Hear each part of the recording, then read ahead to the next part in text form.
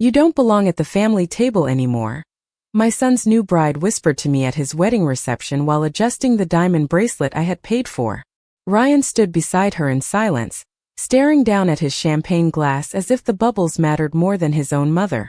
I smiled politely, stepped away from the ballroom, and before the night was over, I canceled every payment connected to their perfect little wedding. I'm Evelyn Parker, and at 68 years old I thought I understood what humiliation felt like. I was wrong. The ballroom at the Grand Crescent Hotel glowed with golden chandeliers and soft violin music, the kind of place brides choose when they want guests to believe their love belongs on magazine covers. Every floral arrangement in that room had been chosen by me. Every linen tablecloth, every crystal wine glass, every candle floating inside those tall glass cylinders had been charged to my account. I had spent nearly $80,000 on Ryan and Chloe's wedding because Ryan was my only son, and after losing my husband 7 years ago, I convinced myself that helping build his happiness would somehow quiet the loneliness waiting for me every evening inside my empty house. I arrived an hour early that afternoon wearing a navy silk dress and the pearl earrings my late husband bought me during our 25th anniversary trip to Cape Cod. I still remembered him fastening them gently while telling me I looked beautiful even after all those years together. As I stood near the ballroom entrance watching servers arrange champagne towers and miniature crab cakes, I caught myself wishing Daniel could see Ryan now. He would have been proud of the successful young man our son had become. At least that was what I kept telling myself. Chloe swept into the reception hall 20 minutes later surrounded by bridesmaids in pale gold dresses. She looked stunning in the carefully practiced way some women do when they know every eye in the room belongs to them. Her smile widened when she saw me, though it never fully reached her eyes. "Evelyn," she said sweetly while air-kissing my cheek, "everything looks gorgeous. I'm glad you're happy." "Sweetheart," I replied. "That's all I wanted." She glanced around quickly before lowering her voice. "Actually, there's one tiny issue." I followed her toward the reception tables where guests were beginning to settle into their seats. At the center of the ballroom stood an enormous table decorated with white roses and candles for immediate family. My name card had been there earlier beside Ryan's. Now it was gone. In its place sat Chloe's college friend Amanda, laughing loudly while scrolling through her phone. I frowned slightly, assuming there had been some mistake with the seating chart. Chloe touched my elbow gently, the way someone might guide an elderly stranger away from traffic. "We had to rearrange a few things," she explained. "The family table is a little crowded." I looked around slowly. There were still empty chairs. "Oh," I said quietly. "Where would you like me to sit?" Chloe pointed toward a smaller table near the back of the ballroom beside the catering station and the swinging kitchen doors. "That one over there works perfectly." For a moment I honestly thought she might be joking. Then I saw Ryan standing several feet away pretending not to notice the conversation. He avoided my eyes completely. Chloe leaned closer, lowering her voice until it felt colder than the champagne in my hand. "This table is for real family only," she said softly. "I think it's better if you don't make tonight about yourself." The violin music continued. Guests laughed nearby. Glasses clinked together beneath the chandeliers while something inside my chest turned painfully still. I stared at my son, waiting for him to say something. Anything. But Ryan only adjusted his tie and looked away. That was the exact moment I realized I had not been invited there as a mother. I had been invited there as a wallet. And wallets, once emptied, are very easy to replace. I stood near the kitchen doors for most of the reception pretending to admire the floral arrangements while waiters rushed past carrying trays of filet mignon and roasted asparagus. Every few minutes someone stopped to compliment the wedding, and each compliment felt stranger than the last because they were praising something that no longer belonged to me emotionally. "Ryan and Chloe are so lucky to have you," one woman told me while sipping white wine beneath the chandeliers. I smiled politely and thanked her, but all I could think about was the empty chair where I was originally supposed to sit. The family table remained directly in my line of sight across the ballroom. Chloe laughed brightly beside Ryan while photographers captured image after image of their perfect evening. Every time the camera flashed, she tilted her face slightly toward him like she had practiced it in a mirror. Ryan looked happy. Not nervous. Not uncomfortable. Happy. That realization hurt more than Chloe's words ever could. My son had watched his new wife push me aside on the most important night of his life, and he had chosen silence because silence was easier. I picked up a champagne flute from a passing tray but never drank from it. My hand stayed perfectly steady even though something heavy sat inside my chest. I remembered another reception hall 37 years earlier when Daniel and I danced to Frank Sinatra, while our families clapped around us. We could not afford crystal centerpieces or imported flowers back then. Our entire wedding cost less than Chloe's rehearsal dinner. But Daniel had looked at me like I mattered more than anything else in the room. I had spent years believing Ryan inherited his father's kindness. Now I wondered whether grief had simply blinded me after Daniel died. Around 8 o'clock the wedding planner approached me nervously near the dessert table. Her clipboard shook slightly in her hands. "Mrs. Parker," she said carefully, "the live band is asking about the final transfer. They said accounting has not received confirmation yet." I looked toward the stage where 6 musicians played soft jazz beneath golden lights. Chloe specifically wanted that band flown in from Nashville because she said local musicians felt cheap. The final payment was due at midnight.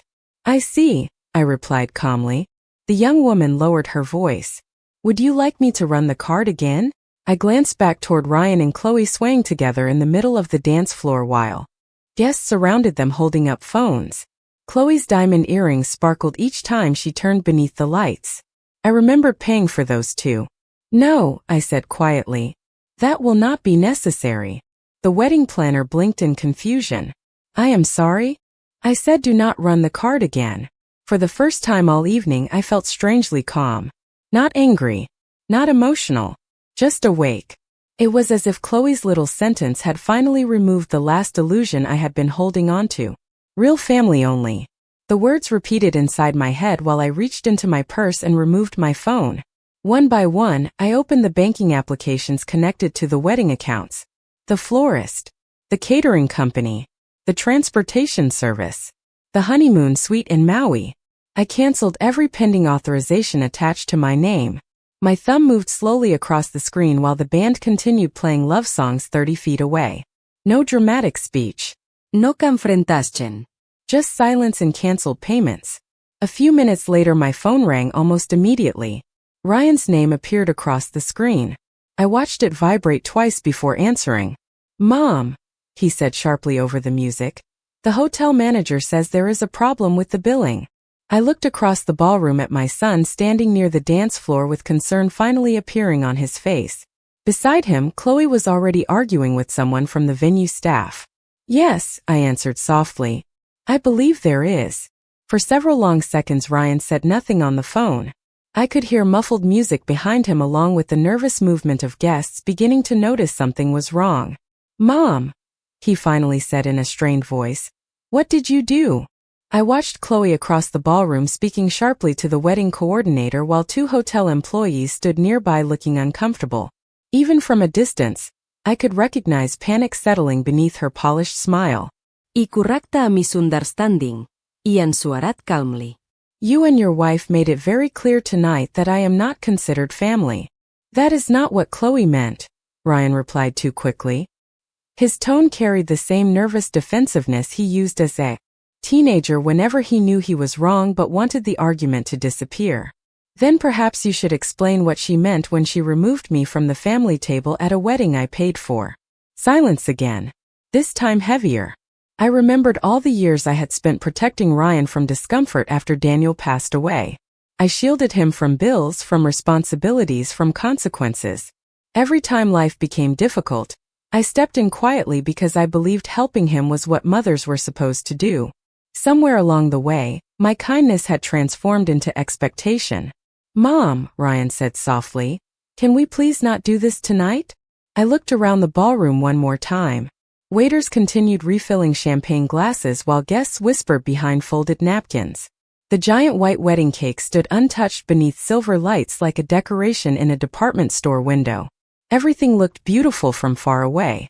That was the dangerous thing about appearances. "Tonight seems like the perfect night," I replied. Then I ended the call. 10 minutes later the live band stopped mid-song. Confused murmurs spread across the dance floor, while one of the musicians quietly unplugged his equipment. Near the entrance, the florist was speaking with hotel management, while checking paperwork on a tablet. Chloe's face had completely changed now. Gone was the graceful bride smiling for photographs. In her place stood a woman desperately trying to maintain control, while the edges of her perfect evening slowly unraveled. Ryan approached me near the back table where I still sat beside the kitchen doors. His tuxedo jacket hung open now, and there was sweat gathering along his forehead despite the cool air conditioning inside the ballroom. "You embarrassed us," he said quietly through clenched teeth. I stared at him for a moment because that sentence hurt more than I expected. Not because it was cruel, but because he truly believed I was the problem. "Embarrassed you?" I repeated gently. "Ryan, your wife told me I was not real family." He rubbed his face with one hand like a man exhausted by an inconvenience rather than ashamed of what had happened. "Chloe is stressed. Weddings are emotional. You know how she gets." There it was again. Excuses. Soft little cushions placed beneath unacceptable behavior so nobody had to confront the truth directly. I folded my napkin carefully onto the table. "Do you remember the summer after your father died?" I asked quietly. Ryan frowned slightly, caught off guard by the question. "What does that have to do with this?" "You wanted to quit college because you were afraid of student loans," I continued. "I worked 12-hour shifts at the accounting firm for almost 3 years so you could graduate debt-free." Ryan looked away immediately. "Mom. And when your business nearly collapsed during the first year, who refinanced her own home to keep your employees paid?" His jaw tightened. Around us the ballroom continued slowly falling apart. Guests were beginning to leave early now, collecting coats and purses while pretending not to stare. Chloe remained near the center of the room arguing with the wedding planner in an increasingly frantic whisper. "I never asked you to do all that," Ryan muttered finally. I smiled sadly because that sentence revealed everything. He thought love only counted when requested. He did not understand that parents spend decades giving things their children never even notice. "No," iyan suarat sufli. "You simply expected me to." Ryan stared at me like he no longer recognized the woman sitting in front of him. Perhaps he truly did not. For years I had played the role everyone found comfortable. The dependable mother. The quiet widow. The woman who paid invoices without asking difficult questions. Somewhere between Daniel's funeral and this wedding reception, I had slowly disappeared inside that role myself. Chloe approached us quickly, her satin wedding dress brushing across the ballroom floor while her expression tightened with barely controlled anger. Up close, her makeup remained flawless, but her eyes had changed completely. They no longer carried sweetness or charm, only calculation. "Evelyn," she said sharply while forcing a smile for nearby guests, "there seems to be some confusion with the vendors." I folded my hands neatly in my lap. "I do not believe there is any confusion." Her jaw stiffened for half a second before she recovered. "The florist is refusing to continue service unless the remaining balance clears tonight." "That sounds like an issue for the bride and groom," I replied calmly. Ryan exhaled heavily beside her. "Mom, enough already." I looked at my son carefully. His face reminded me so much of Daniel's in certain lighting that sometimes it physically hurt to look at him for too long. But Daniel would never have stood silently while someone humiliated his mother. "Enough," I repeated softly. "Ryan, your wife removed me from the family table at an event I financed from beginning to end." Chloe crossed her arms. "You are overreacting. We simply adjusted seating arrangements." "No," iyan suarat. "You adjusted my place in this family." For the first time that evening, Chloe stopped pretending. The polished bride vanished completely, replaced by something colder underneath. "Honestly, Evelyn," she said quietly, "you make everything about yourself. Ryan and I are trying to start our own life together, but you are always hovering over every decision with your money." The sentence might have wounded me once. Instead, it clarified everything. She did not resent my control. She resented my presence. Money was only useful when attached to silence. Around us, the reception had begun unraveling further. Half the candles on the guest tables were already extinguished because hotel staff quietly stopped maintenance service after payment failed. Several guests stood near the entrance whispering while checking ride-share applications on their phones. The giant champagne tower had disappeared entirely. Ryan rubbed the back of his neck anxiously. "Can we please handle this privately?" he muttered. Chloe immediately turned toward him. Why should we be embarrassed? She is the one humiliating us. I almost laughed at that word. Humiliating. The same people who pushed me to the back of the ballroom now could not tolerate even a fraction of discomfort themselves. Do you know what the saddest part is? I asked quietly. Neither of them answered. I truly believed tonight would be one of the happiest nights of my life. Ryan's expression softened slightly then, but Chloe stepped closer before he could speak. You are punishing us over a table assignment, she said incredulously. No, irraplia. I am responding to years of being tolerated instead of loved. Chloe opened her mouth to argue again, but a nervous hotel manager suddenly approached holding a folder against his chest. Mr. and Mrs. Parker, he began carefully, I am very sorry, but unless we receive authorization shortly, we will need to end bar service for the remainder of the evening. Chloe's face turned pale beneath the ballroom lights. You cannot do that, she whispered. The contract says open bar until midnight. The manager shifted uncomfortably. The contract was under Mrs. Parker's financial authorization. Slowly, Chloe looked back at me. Not with anger this time. With fear. And for the first time all evening, I realized she had never actually believed I would stop protecting them. That had been her mistake. She mistook kindness for weakness. Many people do. The ballroom emptied faster after the bar closed. Wealthy people have a remarkable instinct for disappearing the moment luxury becomes uncomfortable. One by one, guests collected their coats, offered awkward congratulations, and slipped toward the elevators while pretending the evening had ended naturally. The violinists packed their instruments in silence. Half the floral centerpieces were quietly removed by the florist's assistants because the final payment never arrived. Even the enormous wedding cake began leaning slightly under the heat of the ballroom lights, untouched except for a single ceremonial slice Ryan and Chloe cut earlier for photographs. I remained seated near the back of the room watching the illusion collapse piece by piece. It felt strangely peaceful.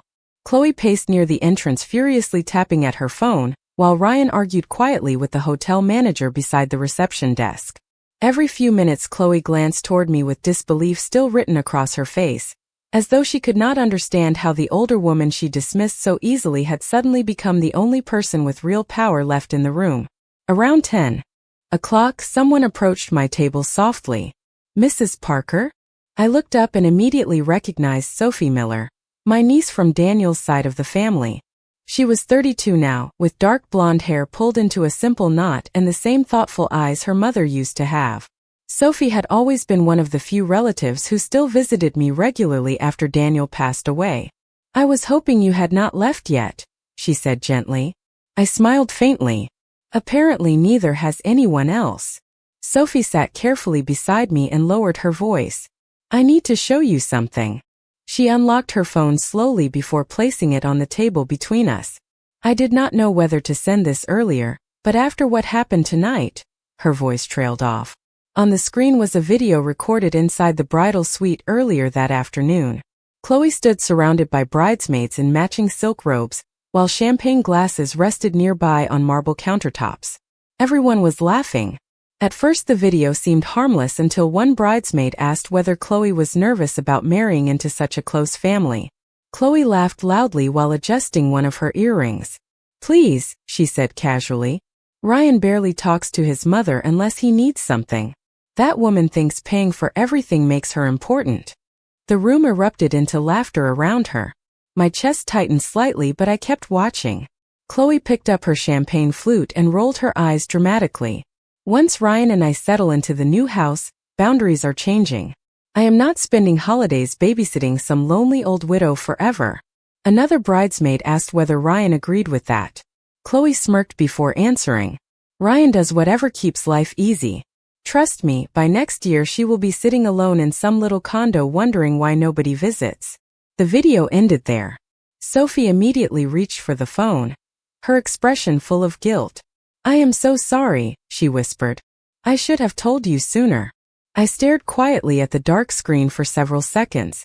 Oddly enough, I did not feel shocked anymore. Just tired. Tired in the deep way people become after carrying love for someone who only values convenience. Thank you for showing me, I said softly. Sophie hesitated before speaking again.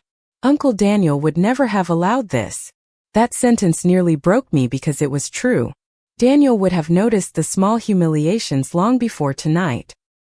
He would have seen the missing chair, the coldness in Chloe's voice, the way Ryan slowly drifted further from me each year after the engagement. But grief changes people. After losing him, I became so afraid of losing Ryan too that I accepted behavior I never should have tolerated. Across the ballroom, Ryan finally looked toward me again. This time there was no irritation on his face, only confusion and growing fear as the reality of the evening settled around him. I looked back at my son and understood something painful in that moment. Chloe may have revealed the cruelty openly, but Ryan created the silence that allowed it to grow. By 11 o'clock, the ballroom looked like the aftermath of a storm nobody wanted to discuss openly. Half-empty champagne glasses sat abandoned across linen-covered tables. Wilted white roses leaned sideways inside crystal vases. Hotel employees moved quietly through the room collecting silverware, while avoiding eye contact with the remaining guests. Ryan and Chloe stood near the entrance arguing in harsh whispers that carried farther than they realized. Marriage had barely lasted 4 hours before resentment entered the room. I sat alone beside the darkened dance floor with Sophie still beside me. Neither of us spoke for several minutes. There was nothing left worth explaining. Eventually Ryan walked toward my table again, slower this time, as though each step forced him to confront a reality he had spent years avoiding. His tuxedo tie hung loose now, and exhaustion sat heavily across his face. For the first time all evening, he looked less like an angry husband and more like the frightened little boy who used to crawl into my bed during thunderstorms.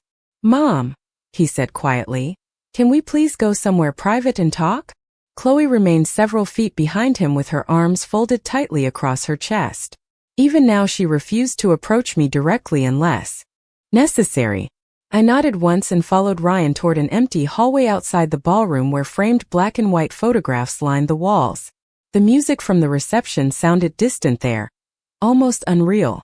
Ryan leaned against the wall heavily before speaking. "I know tonight got out of control," he began carefully, "but you could have handled this differently." I almost smiled at the predictability of those words. Even now he searched for balance instead of truth. "Differently," I repeated softly. "Ryan, your wife publicly removed me from the family table at my own son's wedding." He rubbed his forehead tiredly. Chloe can be insensitive sometimes, but she did not deserve this kind of humiliation. That sentence settled over me slowly, not because it shocked me anymore, but because it finally made everything clear. My son genuinely believed Chloe's embarrassment mattered more than my dignity. "Do you remember your first apartment after college?" I asked quietly. Ryan blinked in confusion. "What?" "The one in Chicago with the broken furnace and the leaking kitchen sink." He sighed impatiently. "Mom, what does that have to do with tonight? You called me crying because you could not afford the heating bill during winter." I looked directly at him. "I emptied half my retirement savings so you would not lose that apartment." Ryan's eyes shifted downward immediately. "You never told me that." "No," he answered calmly. "Because parents are not supposed to keep score." The hallway fell silent except for distant laughter drifting from another wedding reception somewhere deeper inside the hotel. Different family. Different celebration. Perhaps happier people. "Then why bring it up now?" Ryan asked quietly. I studied my son carefully before answering. "Because somewhere along the way, you stopped seeing sacrifice as love and started seeing it as obligation." He opened his mouth to argue, then stopped. Deep down he knew I was right. Chloe suddenly appeared at the end of the hallway, heels clicking sharply against the marble floor. Her expression remained cold, but anxiety now lived beneath it. "Ryan," she said firmly, "the hotel manager says the honeymoon suite reservation was canceled too." Ryan looked stunned. "What?" She turned toward me slowly. "You canceled our honeymoon?" "I canceled expenses connected to people who no longer consider me family," I replied evenly. Chloe stared at me in disbelief. "This is unbelievable." "No," he answered softly. "What is unbelievable is how comfortable both of you became accepting everything while offering nothing except tolerance in return." Ryan looked trapped between us now, pulled apart by two versions of loyalty he no longer knew how to manage. Chloe stepped closer to him immediately, placing a hand against his arm possessively. "We should leave," she whispered. "Your mother is trying to ruin our marriage before it even starts." I watched Ryan carefully then because the next few seconds mattered more than the entire wedding reception combined. He looked at Chloe, then at me, back and forth. For years I would have done anything to protect him from difficult choices. Tonight I finally understood that protecting someone from consequences only teaches them to become weaker. Ryan did not answer Chloe immediately. That silence alone seemed to unsettle her more than the cancelled payments ever could. For years she had understood exactly how to manage him. A soft touch on his arm, a disappointed sigh, a reminder that peace mattered more than confrontation. Ryan always folded under emotional pressure because he hated discomfort with almost childish desperation. But tonight something had shifted inside him. He looked exhausted now, not simply from the ruined reception but from the realization that the version of his life he trusted so completely might have been carefully constructed around convenience instead of love. Chloe tightened her grip on his sleeve. "Ryan," she repeated quietly, "we are leaving." He glanced toward her but did not move. "Did you really say those things about Mom?" he asked suddenly. Chloe's expression flickered. Just for a second. Tiny moments reveal more truth than long speeches ever do. "What things?" she replied carefully. Ryan pulled out his phone slowly and pressed play on the video Sophie had sent him minutes earlier. Even from several feet away I could hear Chloe's own voice drifting softly through the hotel hallway. "That woman thinks paying for everything makes her important." Chloe's face lost all color. "Where did you get that?" she whispered sharply. Ryan stared at her in disbelief while the recording continued. "By next year she will be sitting alone in some little condo wondering why nobody visits." The silence afterward felt enormous. Chloe looked toward me first, not with shame but anger. She was furious that her private thoughts had become visible. "You went through my personal conversations," she snapped. I almost smiled at the deflection. People rarely deny cruelty anymore. They simply become offended when consequences arrive. "Those were not jokes," Ryan said quietly. His voice sounded smaller now. "You said those things about my mother before our wedding." Chloe crossed her arms defensively. "Because they are true sometimes. Your mother controls everything with money." Ryan shook his head slowly. "She paid for our entire wedding." "Exactly," Chloe shot back immediately. "Nobody asked her to do that." I watched Ryan carefully because I recognized the moment confusion finally gives way to clarity. He was beginning to understand that gratitude had never truly existed in his marriage. Only entitlement disguised as independence. "Do you know something strange?" I said softly into the silence. Both of them looked toward me. I spent years blaming myself for why our family changed after Daniel died. I thought maybe grief made me difficult to be around. Maybe I called too often. Maybe I cared too much. My voice remained calm, but every word carried the weight of lonely holidays and unanswered phone calls. Then tonight I realized something. Loving your family should not require earning permission to exist inside it. Chloe rolled her eyes faintly. "You are being dramatic." Ryan looked at her sharply this time. "Stop." The single word surprised all three of us. Chloe blinked at him in disbelief. "Excuse me." I said stop. Ryan ran a trembling hand through his hair. "Do you even hear yourself anymore?" For the first time that evening, uncertainty appeared inside Chloe's expression. She had expected conflict with me. She never expected resistance from him. "Ryan," she said more softly now, "do not let your mother manipulate you against me." That sentence changed everything. I saw it happen directly across my son's face. Manipulate. As if every sacrifice, every dollar, every sleepless night spent helping him survive adulthood had been some elaborate strategy instead of unconditional love. Ryan stepped away from her slowly. "No," he said quietly. "I think maybe I finally see things clearly for the first time." Chloe stared at him with open disbelief while distant hotel staff continued clearing the ruined reception behind us. Somewhere downstairs another wedding party erupted into applause and laughter, their joy echoing faintly through the marble hallways. Life moved forward for everyone else while my son stood in silence watching his own marriage crack open before the honeymoon had even begun. I should have felt victorious in that moment. Instead I only felt tired. Because there is nothing satisfying about watching the people you love slowly become strangers. Chloe stood frozen in the hallway staring at Ryan, as though she no longer understood the man she had married only hours earlier. The confidence she carried all evening had finally started cracking beneath the pressure of exposure. People like Chloe survive through carefully managed appearances. As long as everyone keeps smiling, the truth stays hidden beneath polished surfaces. But once somebody stops pretending, everything shifts at once. So what now? Chloe asked quietly, her voice trembling with restrained anger. Ryan looked exhausted. I do not know. You are seriously taking her side? Chloe gestured toward me with disbelief. After she sabotaged our wedding? Ryan closed his eyes briefly before answering. You humiliated my mother first. The words hung heavily between them. Chloe laughed once, sharp and humorless. Oh my God. You are acting like I committed some terrible crime because of a seating arrangement. It was never just the table, Ryan replied softly. And I think deep down you know that. Chloe stared at him for several long seconds before her expression hardened completely. Whatever warmth she once performed vanished from her face. Fine, she said coldly. If you want to blame me for everything, go ahead. But do not forget who spent the last 2 years helping you build your life. Ryan looked at her strangely after that sentence. Helping me? He repeated quietly. Chloe, my mother paid for half our down payment. She covered my business loan when the expansion failed. She paid for this entire wedding. Chloe folded her arms tightly. And she never lets anyone forget it. I almost interrupted then, but something stopped me. Ryan needed to reach the truth himself without me guiding him there. That was part of becoming an adult. Eventually you must look directly at the people you love and decide whether your silence has protected peace or simply protected cruelty. Ryan leaned back against the hotel wall heavily. Do you know what scares me most? He asked Chloe quietly. She said nothing.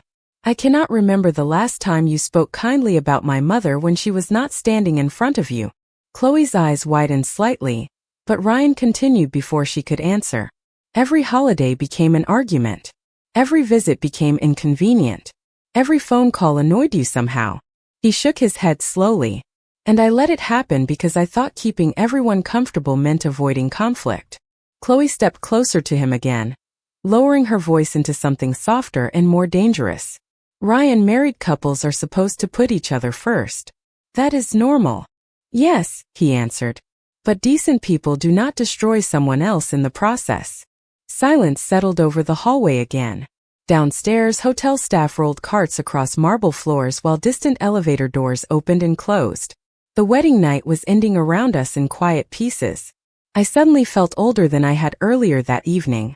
Not weak, just aware of how quickly life changes once illusions disappear.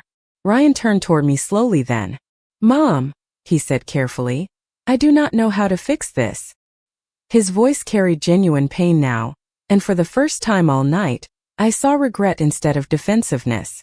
I looked at my son for a long moment before answering. Some things cannot be fixed immediately, I said softly.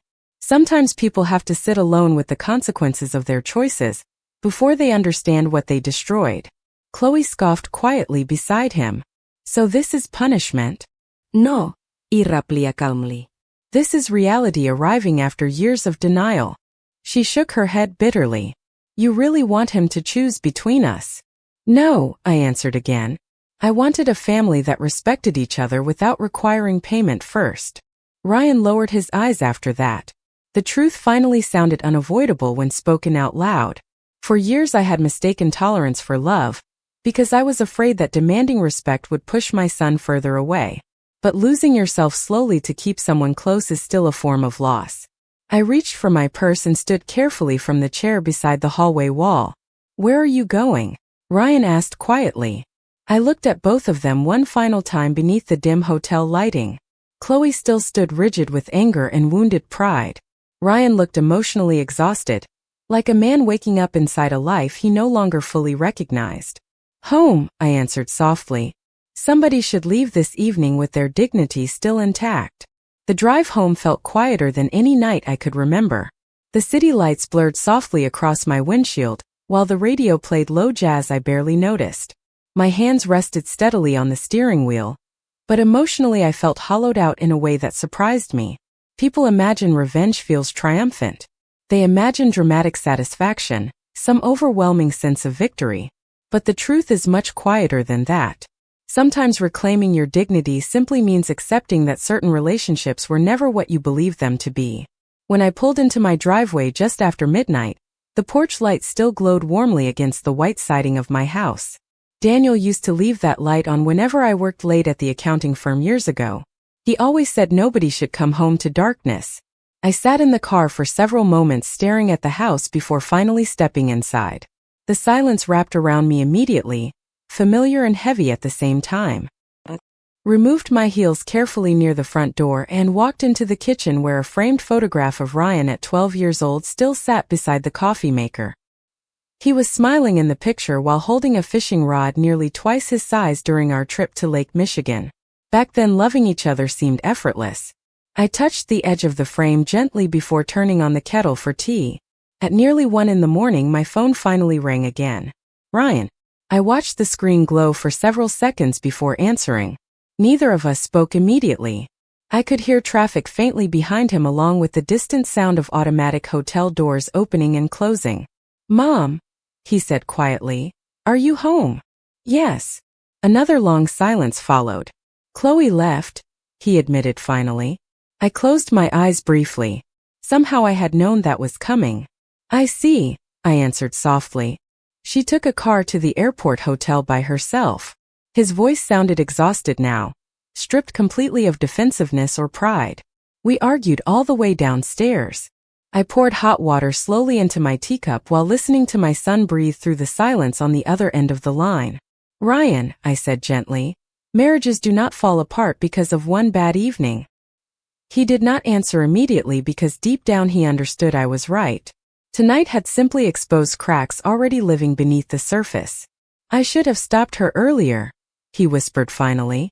The comments, the distance between you two, all of it. I sat at the kitchen table slowly, wrapping both hands around the warm ceramic cup. Yes, I answered honestly. You should have. The truth sounded painful, but sometimes honesty is kinder than comfort. Ryan let out an uneven breath. I do not know when I became this person. I looked around the quiet kitchen filled with traces of the life Daniel and I built together over 4 decades. The pale yellow curtains, the hardwood floors scratched from years of family dinners and holiday gatherings, the small clock above the stove that Daniel always forgot to reset after daylight savings time. Love lived in tiny details like that. Real love required attention. You became someone who confused avoiding conflict with protecting people, I said softly. And in trying to keep everyone comfortable, you allowed disrespect to grow unchecked. He was crying quietly now. Not loudly. Just the exhausted tears of a man finally seeing himself clearly after years of excuses. Can you forgive me? He asked. I stared down into my tea for a long moment before answering because forgiveness and trust are not the same thing. I love you, I said finally. Nothing will ever change that. But love without respect destroys families, Ryan. Slowly, quietly, until one day nobody recognizes what remains. Another silence settled between us, softer this time. Less angry, more honest.